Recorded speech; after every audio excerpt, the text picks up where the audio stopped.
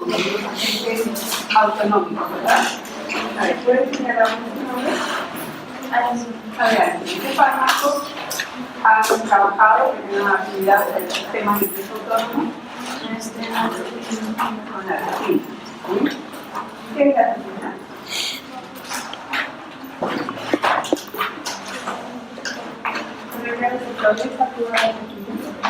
Nicotínicos, muscarínicos. Nicotínicos, muscarínicos. En general, los muscarínicos. ¿Qué acción tiene? ¿Agonista o antagonista? ¿Qué ponen en su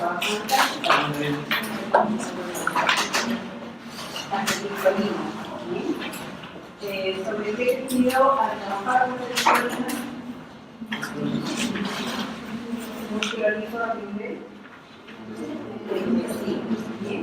¿Qué acciones se han observado acá por parte de la acetilcolina? Bien, entonces, ¿qué acción se denomina cuando se genera ese efecto, esa respuesta de la población? Accionación neurotrópica de tipo muscarínico nicotínico. Muscarínico, ¿bien? Entonces, también ustedes han trabajado con otro agente que no necesariamente genera una acción agonista en el receptor colinérgico, sino que actúa de un modo indirecto. ¿Cuál es?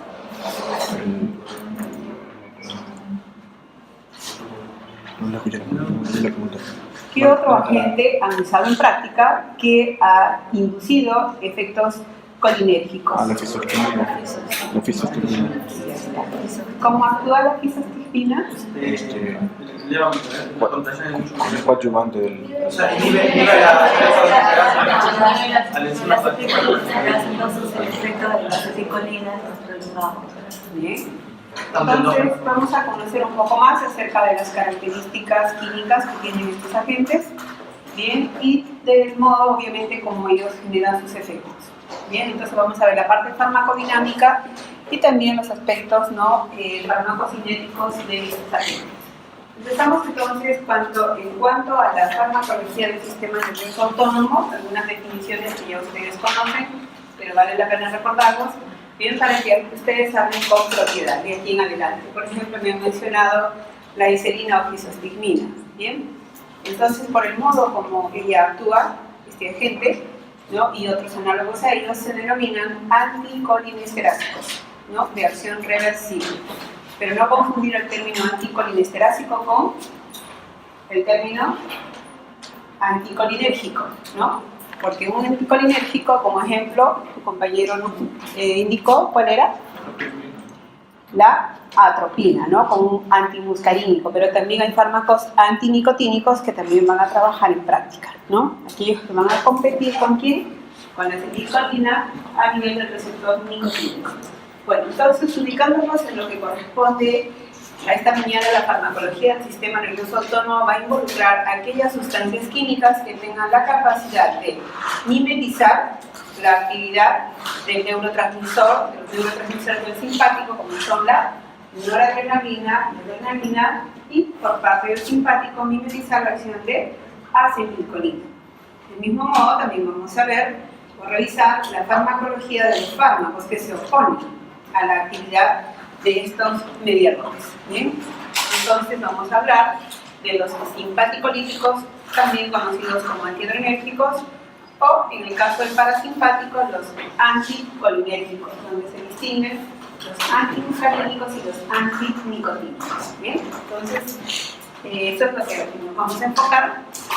Y en cuanto a la parte de fisiología, bueno, ustedes ya han aprobado estos cursos y ya están en la distribución anatómica que tienen estas neuronas conectoras, denominándose obviamente para, en el caso del simpático, una distribución toracolumbar, y en el caso del parasimpático, una distribución craneosal.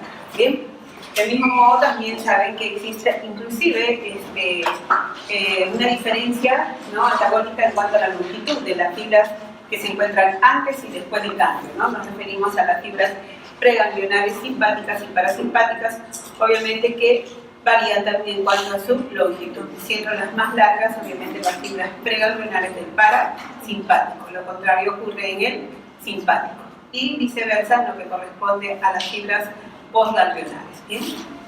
En cuanto a los neurotransmisores, entonces vamos a ubicarnos con fines académicos para poder comprender y entender cómo actúan específicamente estos medicamentos, y recordarán ustedes que a nivel ganglionar, ¿sí? Tanto en los ganglios simpáticos y parasimpáticos, encontramos la presencia de ¿qué? De receptores nicotínicos. ¿Bien?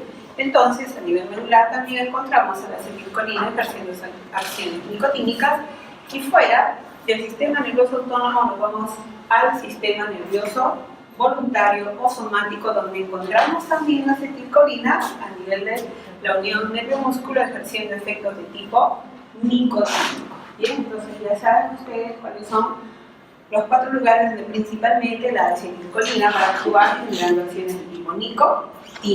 Bien, en ambos ganglios, a nivel medular, a nivel de las glándulas suprarrenales y a nivel de la unión nervio-músculo, placa motora.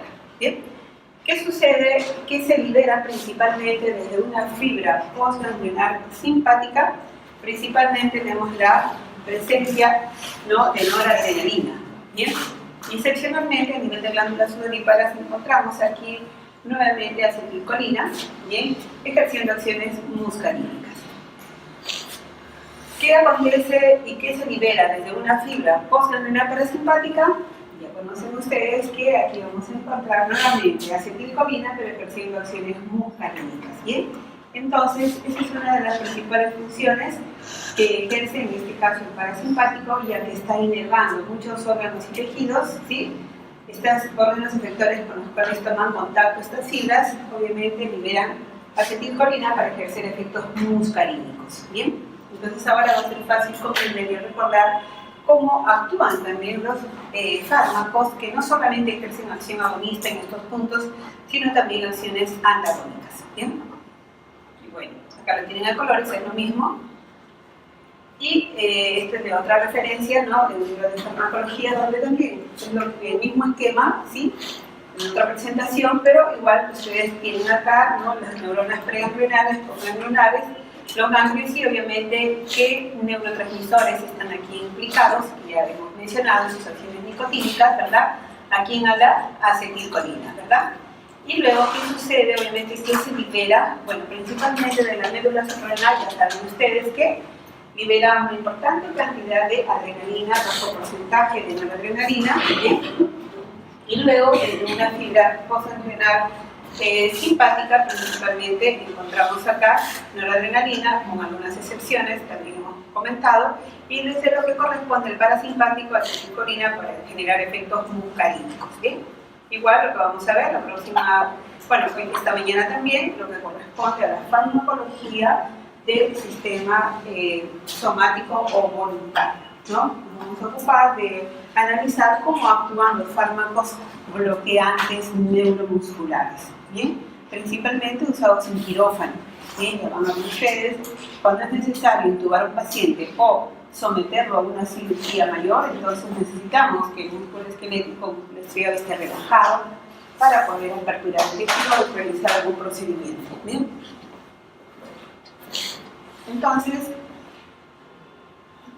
esta parte, este aspecto ustedes lo conocen bastante bien, por eso es que están llevando farmacología. ¿Bien? Entonces, de manera global o general, ven ustedes que las acciones del simpático son contrarias a las del parasimpático. ¿Bien?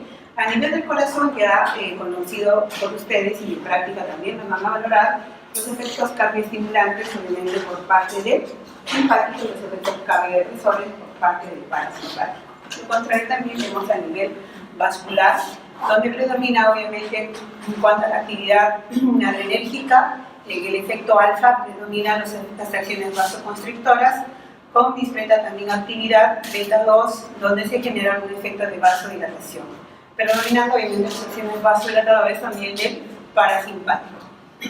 En cuanto a nivel de la mucosa gástrica, ya saben ustedes que el parasimpático está implicado también en la producción de jugos gástricos, ¿no? Pero no solamente es el parasimpático el que interviene en la producción de jugos gástricos, sino que también hay otros sistemas que ya van a conocer, como el caso de la histamina, la gastrina, en fin, ¿no? Y vamos a analizar, obviamente, posteriormente qué fármacos podrían estar actuando como sustancias capaces de reducir la producción de jugo gástrico, ¿no? Porque justamente esta mañana también nos vamos a ocupar de analizar la farmacología de los alcaloides, en este caso histamina, prostaglandinas, ¿bien? En el intestino ya ustedes han hecho una práctica y han podido observar realmente la acción muscarínica por parte, en este caso, del parasimpático, ¿no? Han observado acá aumento en la motilidad, contracción, y en el caso del simpático genera acciones opuestas, ¿no? Tanto el efecto alfa como el efecto beta adrenérgico que conllevó en ese tejido a una relajación, ¿bien? A nivel uterino, casi bueno, es la última práctica de tipo experimental a que van a trabajar en el intestino, en un cuerpo uterino de cobaya que ha sido previamente estrogenizado, que será previamente estrogenizado, para poder apreciar también aquí la acción de los agentes uterotónicos. Ahora, por supuesto que la adrenalina no se usa obviamente como un agente uterotónico. Lo vamos a aplicar para que ustedes reconozcan obviamente el efecto que tiene una descarga adrenérgica sobre esta musculatura. Bien. Y a diferencia del músculo intestinal, aquí encontramos que por parte del simpático, la adrenalina, por ejemplo, en su acción adrenérgica, ¿qué puede decir sobre el músculo lisocélico? ¿Lo contrae o lo relaja? La adrenalina. Por efecto alfa, ¿qué sucede? No, lo contrae, ¿no? La adrenalina contrae. Por efecto alfa se contrae, ¿sí? Y por efecto beta se relaja. Y es así entonces que en clínica también tuvieron su apogeo en algún momento los estimulantes beta 2 adrenérgicos en la terapia tocolítica, es decir, ante una amenaza de parto pretérmino, esos estimulantes beta 2 tuvieron más o menos un importante uso a mediados de la década de los 90, ¿no? Pero luego obviamente se siguen evaluando la eficacia y la seguridad de estos agentes y hoy en día han sido importantemente desplazados por otros grupos farmacológicos que ya los veremos, como son los bloqueadores de canales de calcio, ¿bien? Entonces siempre hay que estar actualizando, sincronizando, obviamente, que otros, la seguridad, ¿no?, del fármaco en el paciente, más aún si se trata de binomio madre-niño, ¿bien? Entonces, hablando en este aspecto de la terapia tocolítica. Entonces, ¿qué sucedió con los estimulantes beta 2? Vemos que pueden actuar, tienen muchos efectos colaterales, ¿verdad? ¿Qué es el efecto colateral? Ya van a dar examen la próxima semana. Es el efecto adicional que tiene la aplicación de un fármaco, mejor dicho, adicional al que se busca. Bien, pues es el efecto que se va a dar de manera paralela junto con el efecto terapéutico. Bien, entonces, en el caso de los fármacos autonómicos, tienen obviamente todos ellos, sin excepción alguna, efectos colaterales. ¿Bien? Y hay que evaluar las circunstancias del paciente, ¿no?, ante la administración de un fármaco que pueda actuar en diferentes territorios, ¿no?, tejidos de manera simultánea. ¿Bien? Por ejemplo, en el caso de un paciente hipertenso, ¿sí?, existen muchos grupos farmacológicos, pero hay que saber qué antihipertensivo podríamos indicarle a un paciente asmático. ¿Se le podría tratar a un paciente asmático con propanolol, sotalolol, indolor u otro?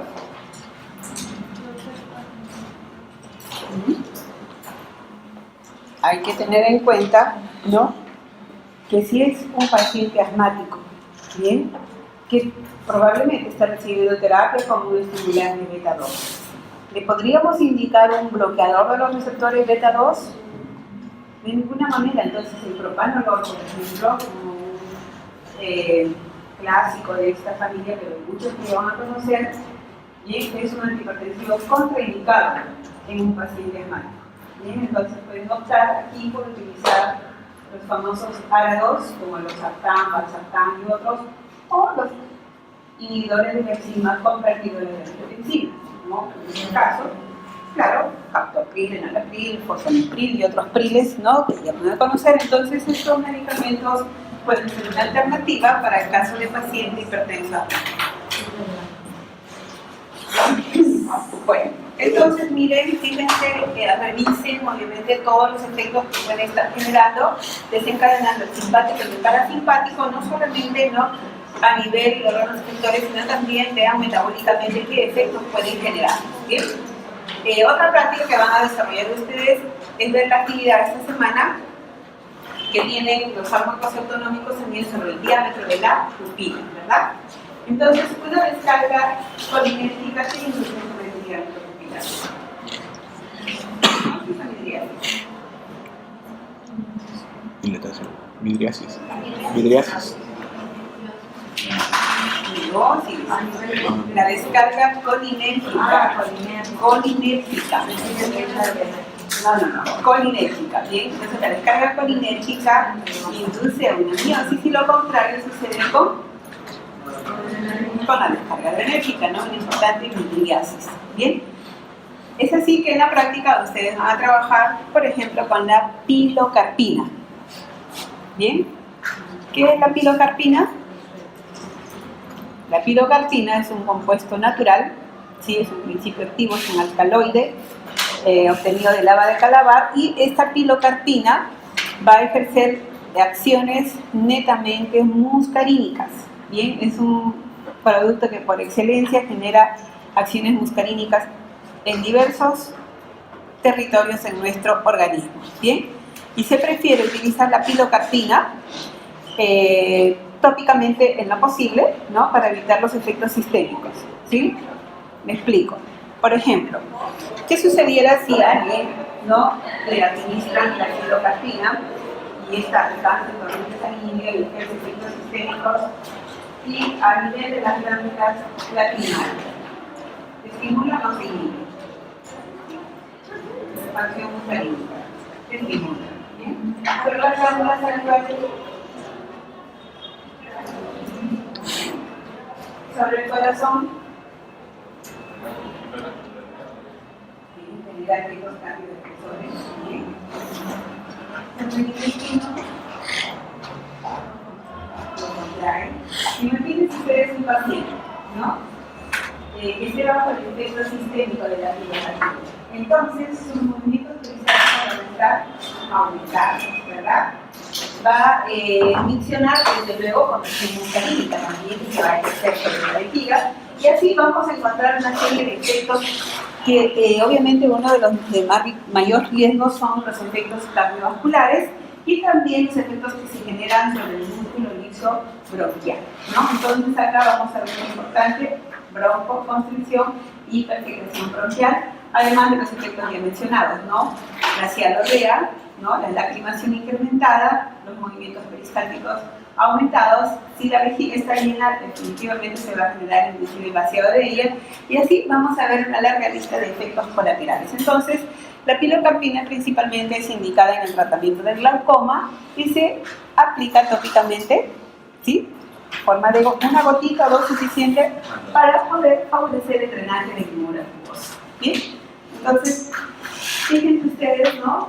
Cómo colateralmente se van presentando una larga lista de efectos, ¿no? Por parte de este agente que en veterinaria sí se usa sistémicamente cuando el ganado se encuentra empastado, es el término que se aplica a estas especies, cuando en el ser humano sería pues un estreñimiento, ¿no? Entonces, cuando están empastados, se les aplica la pilocarpina y obviamente se promueve la defecación en ellos, ¿no?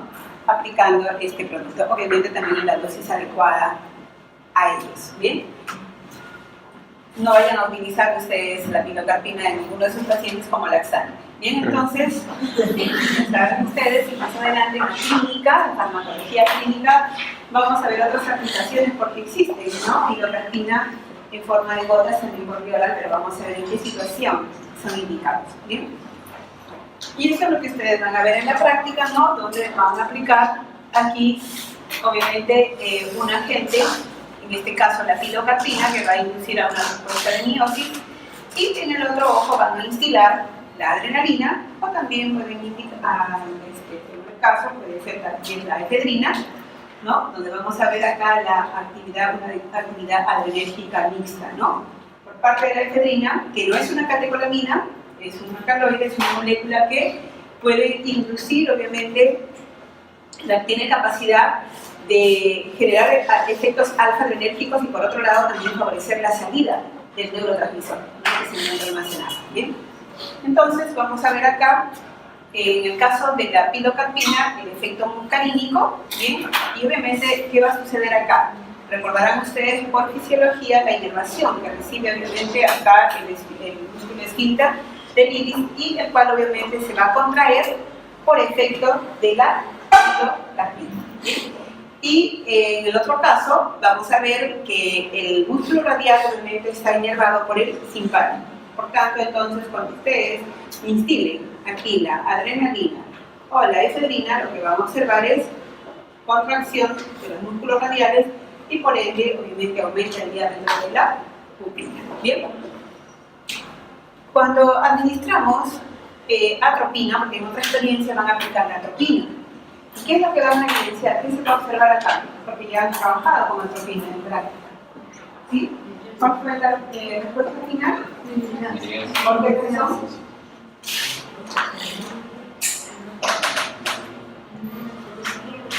¿Por qué se observó midriasis?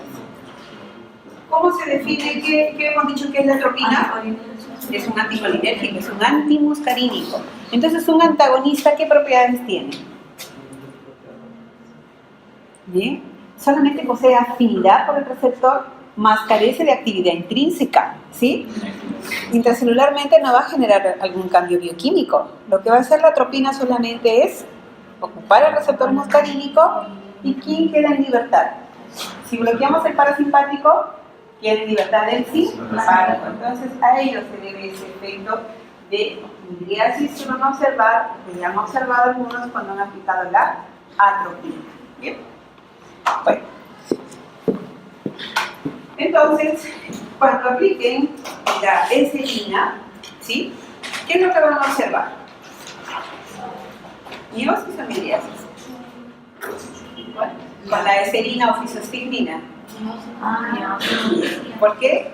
Porque en este caso es un anticolinesterásico. Bien, ese es un agente colinérgico de acción indirecta, ¿no? Vamos a preservar la acción de quién? De la acetilcolina endógena y entonces va a predominar su acción miótica. ¿Bien? Entonces miren qué sencillo es recordar acá. En este aspecto de la farmacología del sistema nervioso autónomo, lo único que tienen que hacer es recordar su fisiología, nada más, ¿bien? Y van a poder entender, obviamente, acá los efectos de los fármacos autonómicos, ¿bien? Tanto de los agonistas como de los antagonistas. Y acá tienen, obviamente, ¿no?, los términos que ya hemos ido comentando, ¿bien? Los adrenérgicos o simpático-miméticos, ¿bien? Los que imitan la acción de la adrenalina y no la adrenalina. Los parasimpático-miméticos, aquellos que imitan la acción de la acetilcolina, ¿bien? Y del mismo modo vemos acá que encontramos fármacos que se oponen a la acción de ellos, ¿bien? Los simpaticolíticos y los parasimpaticolíticos. Entonces, en cuanto a lo que es el simpático, saben ustedes que desde una fibra postganglionar simpática, una vez liberada la noradrenalina, ¿qué puede acontecer con ella? Hay 5 posibilidades, ¿no? Sabemos bien que del 100% de catecolaminas liberadas en el espacio sináptico, 90% reingresan al axón. Es un mecanismo que fisiológicamente se da en cada uno de nosotros. Pero hay excepciones. Si estamos bajo el efecto de la cocaína, ¿qué va a suceder?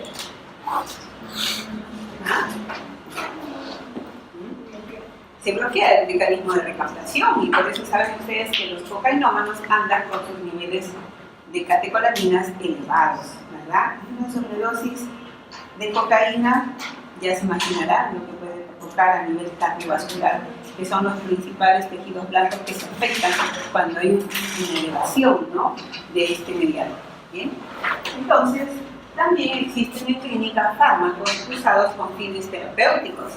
Cuando queremos incrementar, ¿no?, el estado de ánimo de un individuo que ya obviamente tiene diagnóstico, ¿no?, que es un paciente que sufre con cuadros depresivos, puede recibir alguna terapia con un antidepresivo tricíclico, no con cocaína, con imipramina, triptilina, ¿no? Que son antidepresivos tricíclicos, por ejemplo, ¿no? Entonces, estos medicamentos también bloquean la recaptación de catecolaminas, ¿bien?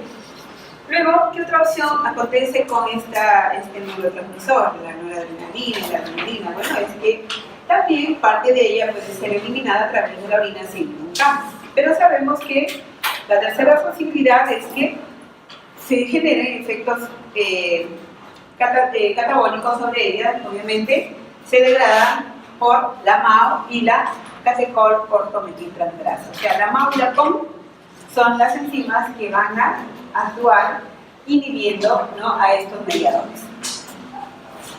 Por supuesto también que este neurotransmisor postsinápticamente va a ejercer acciones agonistas en los receptores alfa o en los receptores beta, ¿sí? Algunos de manera paralela, pues sabemos que pueden ejercer efectos alfa y beta adrenérgicos a la vez, ¿bien? En cuanto a la presencia y la identificación de los receptores presinápticos, también ya se evidencia que tienen una importante actividad para modular la liberación de estos mediadores, ¿bien? Entonces, cuando en el espacio sináptico la noradrenalina está en bajas concentraciones, presinápticamente se estimulan los receptores beta y con ello se consigue frenar la liberación de este mediador. Lo contrario ocurre obviamente si es que se encuentra esta noradrenalina elevada, presinápticamente ocupan los receptores alfa y se frena la liberación, ¿bien? Entonces vamos a ver más adelante luego la aplicación, ¿no?, la importancia que tienen también los fármacos autonómicos, los adrenérgicos, ¿bien?, en sus acciones presinápticas también. Ahora, ¿a partir de qué aminoácidos se forman estas catecolaminas? Bien, la tirosina. Bien, claro, antes de la tirosina, claro, primero la fenilalanina, luego se forma la tirosina. Y luego obviamente sigue toda la cascada, ¿verdad?, en la cual encontramos acá compuestos mediadores que ustedes ya conocen, como la dopa, dopamina, norepinefrina y epinefrina. Bien, entonces cuando hablamos de tirosina, la tirosina aún no es una catecolamina.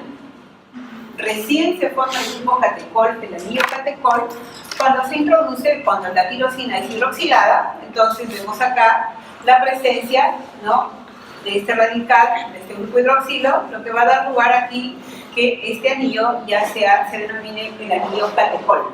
Bien, en adelante todos los precursores, todos los mediadores se denominan catecol aminas porque todos tienen un grupo amino terminal, ¿no?, secundario o terciario. Bien, entonces dentro de las principales catecolaminas pues tenemos a la dopamina, noradrenalina y adrenalina o epinefrina, que es lo mismo. Bien,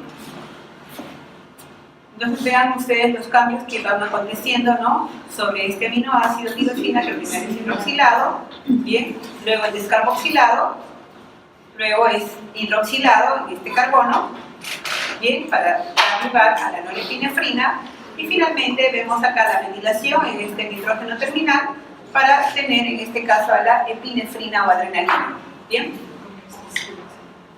¿sí? El anillo catecol se forma aquí recién, porque mira, aquí no es el anillo catecol, ¿bien? Entonces, cuando se introducen dos hidrógenos en este anillo bencénico, en este caso un hidrógeno más, un grupo hidroxilo más, perdón, tenemos acá recién el grupo catecol, ¿sí? Por eso les decía que de aquí, de la dopa hacia la epinefrina, todas ellas se denominan catecol aminas, ¿bien?, por la presencia del anillo catecol y el grupo amino terminal, ¿bien? Los receptores adrenérgicos ya ustedes lo conocen bastante bien, su distribución también, ¿bien? Entonces esto revísenlo bien para entender la farmacología de estos agentes que imitan la acción de estos mediadores, ¿bien? Ahora, desde el punto de vista farmacodinámico, mecanismo de acción, ¿no?, vemos acá que los receptores donde ejercen su acción agonista, la noradrenalina y la adrenalina, son receptores que pertenecen a la familia de las proteínas G, ¿bien? Y dependiendo del tipo de proteína, de transductor, ¿sí?, que esté ahí presente, entonces vamos a ver las diferentes respuestas que puede inducir, en este caso, una descarga adrenérgica, ¿bien? En esta imagen podemos observar el efecto de la noradrenalina a nivel postsináptico en un receptor alfa-1, ¿bien? En el receptor alfa-1, ¿qué va a acontecer acá? Se estimula la fosfolipasa C y obviamente va a suceder acá un proceso de fosforilación. El difosfato de inositol se convierte en trifosfato de inositol y en diacilglicerol. Este trifosfato de inositol, ¿qué es lo que va a inducir? Obviamente va a promover la liberación del calcio que pueda encontrarse almacenado, por ejemplo, en el retículo sarcoplásmico. ¿Bien? Y entonces todos los efectos que devienen del incremento de la excitabilidad que promueve el calcio se van a dar a nivel, ¿no?, por ese efecto de ese transductor, que lo vamos a ver acá, más claro. Tenemos acá la adrenalina. La adrenalina puede generar efectos beta y efectos alfa adrenérgicos, ¿verdad? Vean ustedes que cuando tenemos, en este caso, un transductor a nivel del receptor alfa-1 es la proteína G sub Q, que es la que estimula la fosfolipasa C, que hemos visto en la imagen anterior. Se lleva a cabo entonces el proceso de fosforilación de trifosfato de inositol en trifosfato de inositol y diacilglicerol. Ese trifosfato de inositol es el que va a promover, obviamente, ¿qué? El incremento intracelular del calcio. ¿Bien? Luego vemos el efecto, en este caso, beta-adrenérgico. Bien, en cualquiera de los subtipos tiene otro transductor. Es la proteína G sub S, la que tiene la capacidad de ¿qué? De estimular a la adenilciclasa, generando un importante incremento del AMP cíclico, ¿no?, a nivel intracelular, ¿no? Y eso es lo que vamos a ver más adelante también cuando lleguemos a la farmacología de los estimulantes beta 2, ¿no? A qué deben ellos su acción de broncodilatación, por ejemplo, ¿bien? Luego tenemos acá, en su efecto alfa-2 adrenérgico, hay otro transductor, la proteína G sub I, la que inhibe, se opone obviamente al incremento intracelular de la adenilciclasa. ¿Sí? Entonces, así vamos a ir analizando, ¿no?, los efectos que devienen, obviamente, teniendo en consideración qué tipo de transductor, qué tipo de receptor de proteína G transduce esa señal para que intracelularmente se puedan activar o inhibir diversas enzimas que van a dar lugar, obviamente, a los llamados segundos mensajeros. ¿Bien? Entonces acá tienen otra imagen que es lo mismo que tenemos acá. ¿Bien? Entonces tenemos los receptores, los transductores y obviamente intracelularmente qué está sucediendo acá, ¿no?, a nivel del transductor, que se está incrementando o inhibiendo la actividad de alguna enzima. ¿Bien? En fin, entonces ya hablando de la farmacología de los agentes adrenérgicos, adicionalmente tienen ustedes acá una presentación que se denomina agentes autonómicos usados en urgencias médicas, donde se hace hincapié principalmente dentro de los fármacos adrenérgicos a la adrenalina. Van a revisar aquí el mecanismo de acción, la farmacocinética, las indicaciones y contraindicaciones que tiene la adrenalina, porque es una sustancia que ustedes la van a usar con mucha frecuencia, ¿no?, en situaciones de urgencias médicas. Bien, un shock anafiláctico, obviamente merece acá el uso de la adrenalina, pero también hay que saber cómo dosificarla y potencialmente cuáles son sus efectos que se evidencian de una sobredosis. Bien, luego vamos a ver también otros productos que son usados con frecuencia en un shock cardiogénico, por ejemplo la dobutamina y otros. Tenemos el caso del isoproterenol también. Luego fármacos que pueden estar usados, que pueden aplicarse, en pacientes que tienen cuadros de broncoconstricción, ¿sí?, como por ejemplo los estimulantes beta 2. Luego en el caso de una terapia tocolítica, nuevamente los estimulantes beta 2. Entonces lo tienen ahí resumido, principalmente cuáles son los principales fármacos de interés. Por supuesto que hay muchos en clínica, pero no vamos a ocuparnos de todos por la naturaleza del curso, pero principalmente vamos a usar y colocado otra presentación de los fármacos usados en urgencias médicas, que la próxima semana, antes del examen, en clase el próximo lunes, voy a hacer preguntas respecto, ¿no?, a el mecanismo de acción, la farmacocinética y contraindicaciones de estos medicamentos. Bien, lo he colocado en una presentación que se llama fármacos autonómicos usados en urgencias médicas. Ahí van a encontrar no solamente la acción de los principales fármacos adrenérgicos, sino también los principales antiadrenérgicos del uso clínico y también los principales agentes colinamiméticos y sus antagonistas, ¿no? Principalmente se usan en clínica. ¿Bien?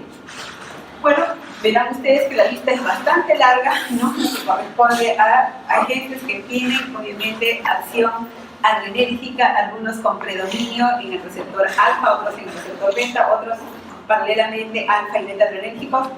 Entonces es todo un mundo acá, ¿no? Esta parte de la farmacología. Por eso, esencialmente, para su evaluación vamos a considerar inclusive esta presentación al final de un cuadro resumen, también, ¿no?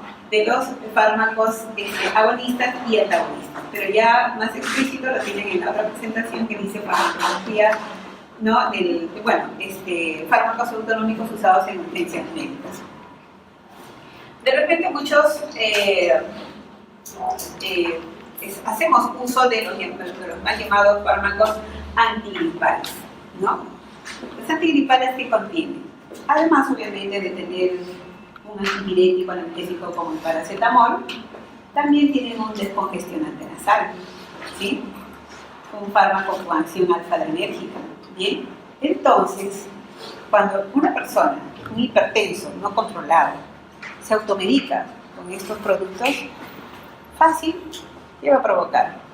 Que se eleve mucho más su presión arterial, llevándolo a una condición, obviamente, de una urgencia médica. ¿Ya? ¿Bien? Entonces, estos productos que los promocionan mucho a través de la televisión, sus contraindicaciones lo pasan subtitulado y pasan estas contraindicaciones a tal velocidad, ¿no? Entonces,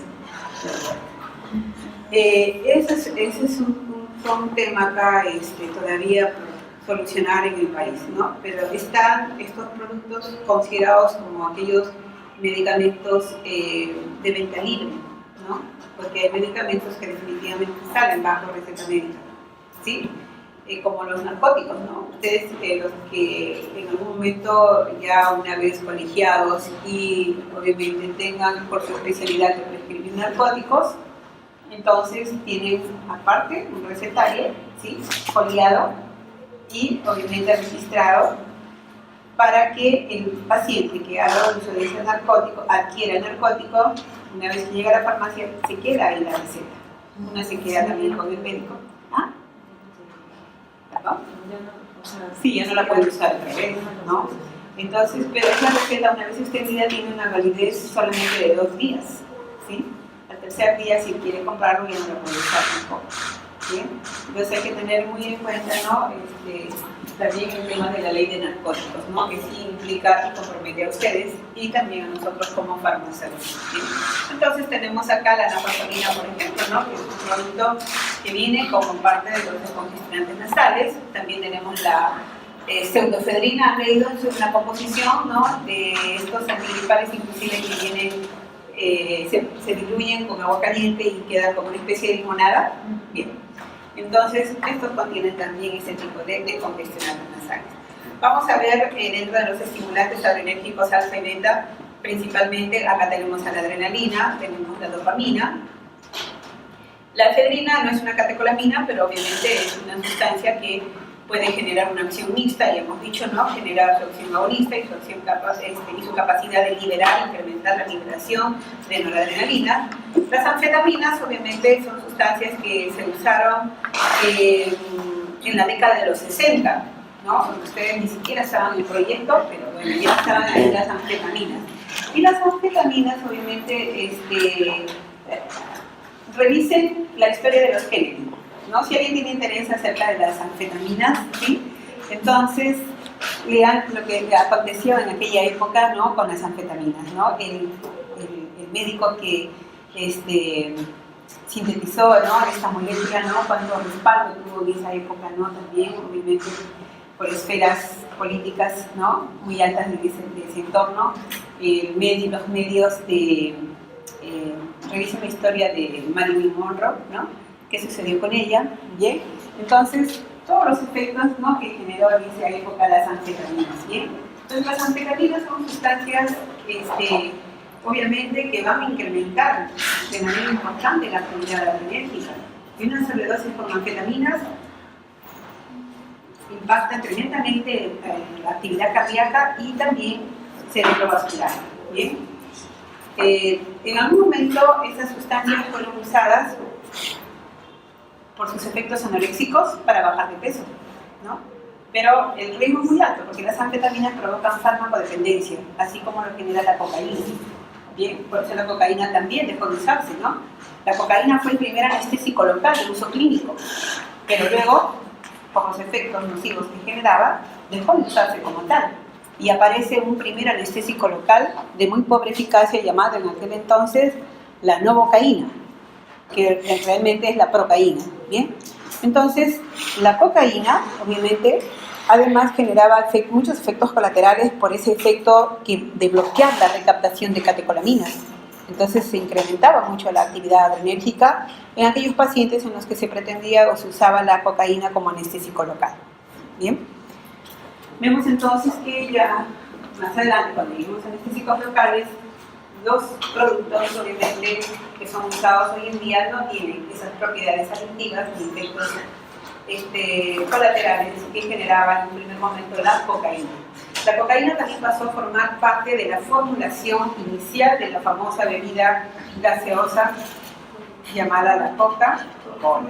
Bien, también en su farmacéutico fue que desarrolló obviamente la fórmula de la Coca-Cola. Bien, pero luego también por la prohibición del consumo de cocaína se reemplazó la cocaína por cafeína. Y la cafeína obviamente es la sustancia no estimulante que tienen estas bebidas gaseosas a la fecha, ¿no? Bueno, entonces nos hemos salido un poco del tema, pero ¿no? Para que ustedes vayan conociendo, ¿no? Que existen muchos compuestos que pueden generar efectos adrenérgicos, ¿bien? No necesariamente por una acción agonista en ese receptor, me refiero pues a la cocaína, ¿verdad? Las anfetaminas sí tienen acción mixta, ¿bien? Bueno, luego vamos a ver los estimulantes beta 1 y beta 2 como el isoproterenol, por ejemplo, ¿no? Que se van a usar también a nivel del cardíaco y también obviamente como un agente broncodilatador. Tenemos la dobutamina, que ya la van a ver también en urgencias médicas, un shock cardiogénico. Luego tenemos los simpáticos miméticos adrenérgicos, hay muchos acá, ¿bien? Que pueden generar efectos obviamente a nivel central, ¿no? Como en el caso de anfetaminas, metanfetaminas. De las anfetaminas obviamente se obtienen las famosas drogas del diseño, por ejemplo el éxtasis y otros, ¿no? Son derivados de las anfetaminas, ¿bien? Bueno, entonces los fármacos adrenérgicos pueden, una sustancia con actividad adrenérgica genera acciones indirectas cuando este agente es capaz de ¿qué? De favorecer la liberación del neurotransmisor, ¿sí? Digamos, como ejemplo tenemos el caso de la efedrina, que favorece, ¿no? La salida del neurotransmisor y genera un efecto indirecto, pero también genera una acción mixta porque posinápticamente ocupa el receptor adrenérgico. ¿Bien? Luego, todos los fármacos que los agentes xenobióticos que son preparados en la industria farmacéutica van a tener también la capacidad de generar acciones ya directas, es decir, en el receptor posináptico ahí van a generar sus acciones. ¿Bien? Las anfetaminas también son de acción mixta por si acaso. ¿Sí? Acá tenemos algunos productos que pueden generar una actividad de manera preferente en el receptor alfa 1. Los descongestionantes nasales tenemos la fenilefrina, la pseudoefedrina y otros, ¿bien? Que obviamente van a generar aquí una importante, ¿no? Actividad descongestionante nasal, pero también periféricamente pueden incrementar, obviamente aquí, que la presión arterial, hay que tener mucho cuidado al respecto. ¿Bien? La clonidina, que es otro producto que se usa como descongestionante tópico, ¿no? Vía nasal. Tenemos otros medicamentos, ¿no? Con una acción agonista selectiva al receptor alfa 2, tópicamente usado para disminuir la presión intraocular. Luego tenemos acá otros agonistas selectivos de los receptores ya beta adrenérgicos, principalmente, ¿no? Vemos acá que el isoproterenol puede obviamente aumentar el gasto cardíaco, es un agonista no selectivo en el caso de los receptores beta, es decir, puede ocupar los receptores beta 1 y beta 2, ¿bien? Tiene un efecto cronotrópico positivo a nivel cardíaco, ¿bien? También obviamente va a generar un efecto relajante, ¿no? A nivel bronquial, pero hay que fijarnos en los efectos colaterales que generan a nivel cardíaco, ¿bien? La dopamina, que la tienen en la presentación, ¿no?, de fármacos usados en emergencias médicas, ¿bien? Incrementan el gasto cardíaco, el volumen sistólico y usado en el tratamiento de la insuficiencia cardíaca congestiva también. Luego tenemos agonistas selectivos de los receptores adrenérgicos beta 2, por ejemplo, de acción breve, porque los estimulantes, cuando lleguemos a la farmacología del tracto respiratorio, ¿no?, con el tratamiento del asma, van a encontrar ustedes fármacos adrenérgicos de acción breve y otros que tienen acción prolongada. Cuando un paciente asmático entra en crisis, obviamente puede indicársele ambulatoriamente el uso del salbutamol, pero ya cuando llega a clínica, obviamente hasta se le aplica la adrenalina. Pero el paciente que es asmático sabe que cuando tiene sus crisis tiene que estar ahí nebulizándose, ¿no?, aplicándose el salbutamol. Pero luego, para controlar ya, y pasados los 5 días del episodio de crisis, entonces el paciente puede recibir otra terapia alternativa, en la que se asocia hoy en día un glucocorticoide como un estimulante beta-2 adrenérgico. Y ese estimulante beta-2 adrenérgico, el salmeterol, es de acción prolongada, ¿sí? Y hace una sinergia aquí frente a la presencia del glucocorticoide. Por ejemplo, ¿alguien conoce el ceretide? ¿Ceretide? ¿O han escuchado hablar de la fluticasona? Nadie es asmático, no tiene familiares asmáticos. ¿Ah? A ver, ¿qué conoces? Un fármaco que evita protección prolongada para evitar crisis. ¿Por qué? Ese se denomina un fármaco controlador, ¿no? Dentro de los aliviadores tenemos los fármacos que generan su efecto inmediato, como el salbutamol. Bien, pero los controladores son aquellos productos que se van a indicar en el paciente asmático para que éste no desarrolle más adelante tal vez un EPOC, ¿bien? Para que no se endure, obviamente, ¿no?, el músculo bronquial. Y el glucocorticoide, ¿sí? Los glucocorticoides, a ver, chicos, los glucocorticoides tienen la capacidad de promover la síntesis de los receptores beta-2 adrenérgicos. Y es por esto que hay una sinergia, porque el ceretide tiene 2 principios activos: la fluticasona, que es el glucocorticoide, y el salmeterol, que es el broncodilatador.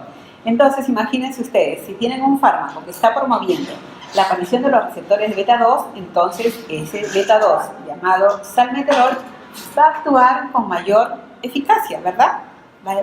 Vamos a ver que a pesar de que no actúa rápidamente el salmeterol, pero va a tener mayor oportunidad, obviamente, de ocupar estos receptores beta-2 que son promovidos ¿por quién?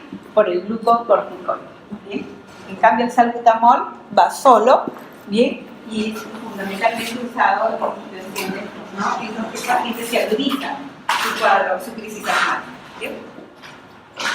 Bueno, entonces, acá tenemos de acción breve, también otro. Bueno, ¿qué es el albuterol? El albuterol es el salbutamol, porque acá es sinónimo, ¿no? Albuterol o salbutamol. Tengan en cuenta de que ustedes, quizás muchos, van a salir del país, ¿sí? Y de repente van a encontrar, ya no lo van a encontrar salbutamol como salbutamol, sino como albuterol, pero ya saben que es lo mismo, ¿bien?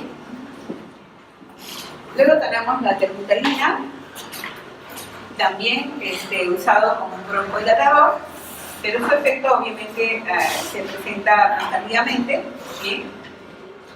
Usado también en el tratamiento a largo plazo de enfermedades obstructivas respiratorias, en el espasmo agudo también puede ser usada. Luego tenemos el fenoterol. Bueno, cuando lleguemos a farmacología del tracto respiratorio vamos a hablar en más detalle de cada uno de ellos, ¿no? Cómo son bien activados y cuáles son sus indicaciones, ¿bien?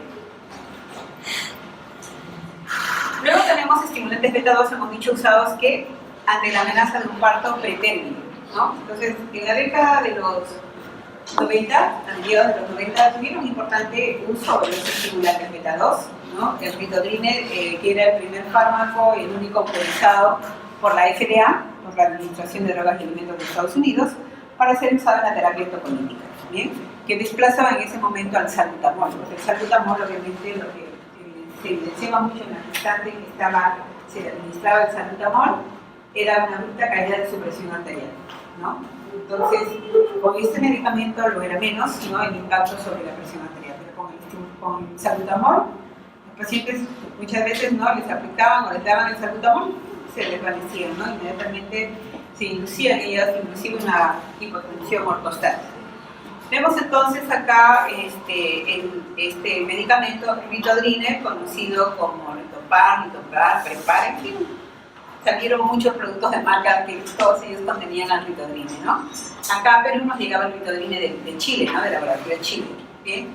Y teníamos la presentación parenteral y la presentación oral. Pero en el tiempo fue desapareciendo, ¿no? Ya no encontrábamos las ampollas de ritodrine porque nosotros las usábamos en práctica, ¿bien? Y solamente quedaron de forma farmacéutica oral, ¿no? Pero, como vuelvo a repetir, ya en las farmacias raramente pueden encontrar estos medicamentos. Fundamentalmente, los fármacos usados en la terapia tocolítica, los estimulantes beta-2, mayormente son expendidos en los hospitales, ¿no? Porque ahí es donde se encuentra mayor uso, ¿no? O venta, ¿bien? Acá está referente a las anfetaminas, ¿no? Las anfetaminas tienen acciones alfa y adrenérgicas, acciones muy potentes a nivel del sistema nervioso central. Es una sustancia que va a evitar la fatiga y el sueño, ¿sí? Y temporalmente pueden incrementar de repente acá el rendimiento, ¿no? Cognitivo, pero obviamente esto es muy breve porque luego viene la caída y se va. Entonces nunca pues se vayan a tomar anfetaminas para dar un examen, ¿verdad? Entonces, bien, se retrasa, pues, o sea, la persona no duerme, ¿no? Pero obviamente también esas son sustancias que generan dependencia farmacológica, ¿no? Y efectos muy severos, obviamente, a nivel cardiovascular, ¿bien? Acá tienen por su efecto anoréxico, obviamente fueron usados en algún momento para bajar de peso, pero a mucho costo, ¿verdad? Bueno. Ya no se expenden anfetaminas. No, ahora solamente se están usando algunas anfetaminas, ¿no? Para el caso de niños que tengan algún problema de aprendizaje, pero hay mucha controversia. La fentermina. ¿La qué? La fentermina. ¿Fentermina? Sí. Porque yo estoy haciendo un tratamiento con fentermina y estuve leyendo el prospecto y decía que es un derivado de anfetamina. Sí, el médico obviamente tiene que hacer una evaluación, una evaluación cardiovascular, sí, para ver si es pertinente el uso, ¿no? de estos principios activos. O sea, cuando utilicen los fármacos autonómicos, definitivamente tiene que el paciente ser evaluado exhaustivamente para evitar los efectos colaterales, ¿no? Bueno, hay algunos productos todavía de las anfetaminas, derivadas de las anfetaminas, que se están usando, ¿no? Sus compañeras están usando uno de ellos, pero tienes que valorar en el tiempo y revisar, te recomiendo que revises los ensayos clínicos que hay respecto a este medicamento. Porque ese es muy eficaz, sobre todo. Este tratamiento me lo han dado solamente por un mes. Por un mes y también me dieron una receta especial dada del Ministerio de Salud. Ah, claro, porque las anfetaminas no son de venta libre. Sí. No, son productos controlados. Si no, imagínense, pues, todo el mundo estaría usando las anfetaminas como otro objetivo. ¿Bien? Entonces, hay que tener mucho cuidado al respecto, ¿no? Y, como les digo, inclusive sus indicaciones que tienen en los niños, bien, también es algo controversial, el uso aquí de las anfetaminas, ¿no? De los derivados de las anfetaminas, ¿bien? Van a generar, obviamente, pues, una larga lista de efectos colaterales, ¿bien? La efedrina también, bueno, no es una catecolamina, pero obviamente es una sustancia que genera efectos alfa y efectos beta adrenérgicos, ¿no? Genera importante acción también broncodilatadora, ¿bien? Luego tenemos acá los fármacos antiadrenérgicos, ¿bien? Antiadrenérgicos. Los usados fundamentalmente en clínica son los fármacos bloqueadores beta-adrenérgicos, son los que tienen mayor aplicación en clínica, que lo vamos a ver más adelante en la farmacología antihipertensiva, en la farmacología de la insuficiencia cardíaca, ¿no? Vamos a ver el uso de los beta-bloqueantes. Hay fármacos beta-bloqueantes selectivos, ¿no? Mientras que otros no son selectivos y son los que presentan mayores efectos colaterales. De preferencia, obviamente, prefieren utilizarse hoy en día en el paciente hipertenso los bloqueadores beta-1 selectivos, ¿no? Como el atenolol, por ejemplo, el metoprolol y otros. ¿Bien? Acá está la clasificación, ¿no? De los que bloquean los receptores alfa y los receptores beta. ¿Bien? En la práctica, en algún momento teníamos nosotros la fenoxibenzamina y la aplicábamos, la iniciábamos a nivel ocular antes de aplicar la adrenalina, bloqueaba los receptores alfa 1 a este nivel y ya no se podía observar el efecto de midriasis que clásicamente induce la adrenalina, ¿no? Tópicamente. Bueno, ya se nos agotó la fenoxibenzamina y bueno, ahora hemos cambiado el diseño de la práctica, ¿no? Como van a ver esta semana. ¿Bien? Más adelante vamos a utilizar en corazón abierto del atracio, vamos a trabajar con propanolol. ¿Bien? Se van a trabajar en la práctica en la semana 9 más o menos, ¿no? Vamos a ver acá la actividad de los beta bloqueantes. ¿Bien? Bueno, acá tienen un cuadro resumen también, ¿no? De los fármacos, de los antagonistas, de acuerdo a su selectividad en los receptores beta 1 o beta 2. ¿Bien? Acá tenemos en este cuadro los fármacos que generan acción agonista y los que generan su acción antagonista. ¿Bien? En el caso de los descongestionantes nasales, está acá la nafasolina, tenemos la fenilefrina, ¿sí? Todo aquel producto que contenga alguno de estos principios activos tiene que tener en cuenta los antecedentes del paciente, sobre todo si hablamos de pacientes hipertensos no controlados. ¿Bien? Luego tenemos acá fármacos que los vamos a ver en farmacología de la hipertensión arterial, como la clonidina y la metildopa, ¿no? La metildopa, que es un fármaco adrenérgico agonista de acción central. Centralmente ocupa el receptor alfa 2 y periféricamente genera una relajación, induce a una relajación vascular periférica, y por eso a ello deben su efecto antihipertensivo, ¿no? La metildopa, conocida como Aldomet, así comercialmente, pero preferentemente es indicado para tratar la hipertensión en el sexo femenino, no en los varones, ¿sí? Porque obviamente la metildopa genera en ellos una alteración de la libido, crecimiento de mamas también y hasta galactoria, ¿bien? Disminuye los niveles de testosterona. Por tanto, entonces no vayan a prescribirle metildopa pues, a un paciente varón hipertenso, ¿bien? Fundamentalmente la metildopa también es usado, ¿no? En gestantes con riesgo de hipertensión, ¿no? En preeclampsia, ¿bien? Luego en clínica van a ver el uso de la adrenalina, la noradrenalina y el isoproterenol, ¿no? Mayormente usadas la adrenalina y el isoproterenol, ¿bien? La noradrenalina poco usada prácticamente por los riesgos, ¿no? De necrosis que puede, cuando hay una extravasación con ella, producen necrosis también, ¿no? Entonces, los efectos obviamente bastante conocidos, ¿no? A nivel cardíaco, su efecto cronotrópico positivo, neutrópico positivo, aumento del gasto cardíaco, y también su efecto beta que va a generar un efecto de broncodilatación, ¿no? O broncorelajación, ¿bien?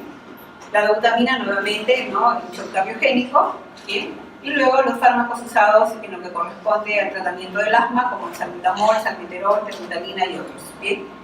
Este fenoterol va por vía oral y obviamente no tiene presentación parenteral, pero sí su efecto es bastante prolongado en días, ¿bien? Y nuevamente los mismos que generan efecto alfa, acá generan efecto beta, ¿no? Porque pueden ocupar paralelamente efectos los receptores alfa y los receptores beta, ¿no? Y acá están sus efectos. Y en la última columna obviamente aparecen los antagonistas, donde destaca el uso de los beta bloqueantes, ¿no? En el caso de pacientes que tengan problemas de hipertensión, ¿bien? Sobre todo los de acción selectiva, en el receptor beta 1, como el atenolol, metoprolol y otros, ¿bien? El propanolol puede actuar paralelamente en los dos tipos de receptores, no es selectivo, ¿bien?